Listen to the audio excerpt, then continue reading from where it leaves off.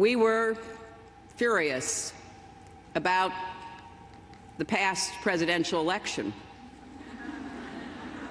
of a man whose presidency would eventually end in disgrace with his impeachment for obstruction of justice. Hillary Clinton talking about Richard Nixon in her commencement speech at Wellesley College, but clearly taking a shot at President Trump. By the way, Nixon resigned before he was actually impeached.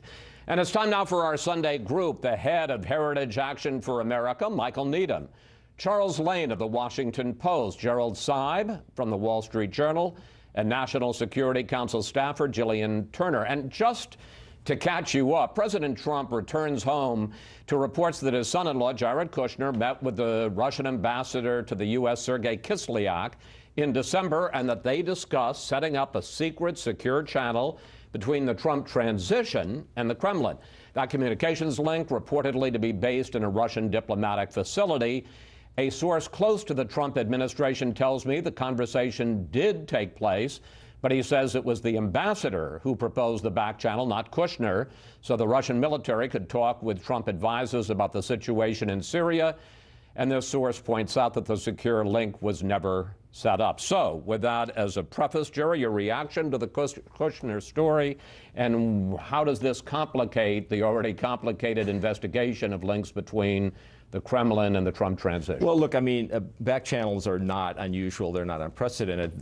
This one might have seemed perfectly innocent. Two problems, though, with it. One is this happened during the transition, and it seems to violate, as you suggested earlier in the show, the only one president at a time rule. And the second one is it's Russia, after a campaign in which the Russian connection to the campaign, the Russian interference in the campaign was a big issue. And I think that the fact that it was at a time when people were looking for whether there were going to be signs of special favors to Russia as a result of help they might have given President Trump, then President-elect Trump, during the campaign. That's what makes this a big story. It's the context of the conversation as much as the actual content. Michael, I want to ask you, one, whether it's a big story, and secondly, about this talk that we're hearing that's just rampant in Washington today about major changes in the White House, that they're going to set up a rapid response operation to deal with all the incoming leaks, that the president has hired at least one criminal defense lawyer and may be in the process of hiring a team, and that his staff is urging the president to let the lawyers vet his tweets. I mean, it really does sound like they're going on a war footing on this. Yeah, I don't know if it's a major story. There's several investigations going on. They probably should be allowed to work their course. It's kind of exhausting reading some of these news stories and trying to figure out what did you read 3 weeks ago that's just being recycled versus what's new. I think it's smart for the administration to try to put this stuff to the side, have a team that looks at these issues and another team that looks at a lot of real policy issues, which are closer to the American people. You have the most conservative, exciting budget that's come out since Reagan. We're going to get to the agenda in the next segment. So I think trying to segment this is what? Story? I mean, at the very least, it seems dumb.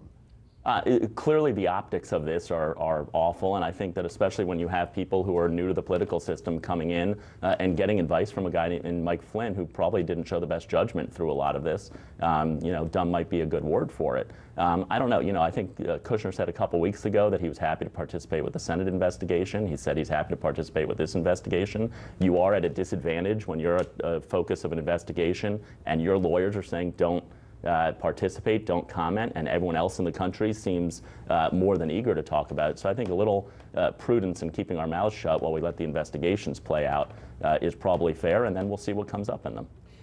You talked about the fact that there are all these stories, and sometimes it's hard to remember what you heard this week and what you heard the last week. And this gets to the question of leaks. I asked our staff to put together, and let's put it up on the screen, a list of the headlines from just the last 2 weeks. This is just Sunday 2 weeks ago till today. And as you can see, there's been a torrent of disclosures from intelligence and law enforcement officials. Gillian, as somebody who worked in the government, have you ever seen anything like this? And, the conservatives talk about a deep state, that there are people embedded in law enforcement and embedded in the intelligence community that are trying to bring this president down. It sure seems like it's true.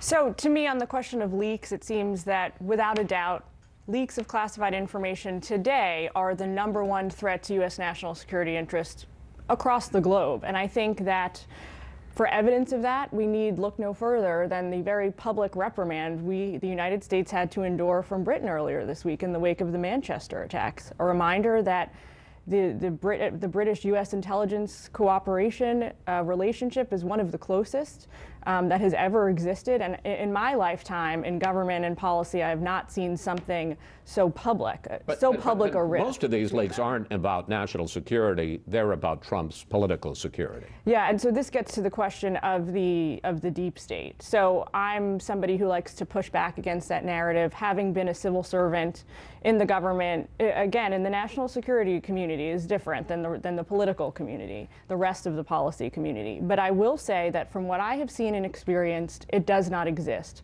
There is not this So liberal. how do you explain this? There isn't a liberal core of people. Put it this way, Chris, for a hard fact, more than 50% of the federal workforce today is made up of people that joined the government prior to President Bush's tenure in office. So the idea that these are Obama holdovers is simply not true. It's not the case. I think that when we talk about why individuals leak information, the explanations are as varied as human beings' psychologies. So, for example, a lot of things we're seeing leaked about the president are probably being leaked by his senior staff to hurt one another. That's not unique to the Trump administration. We ask you for questions for the panel, and we got some different reactions on this question of leaks.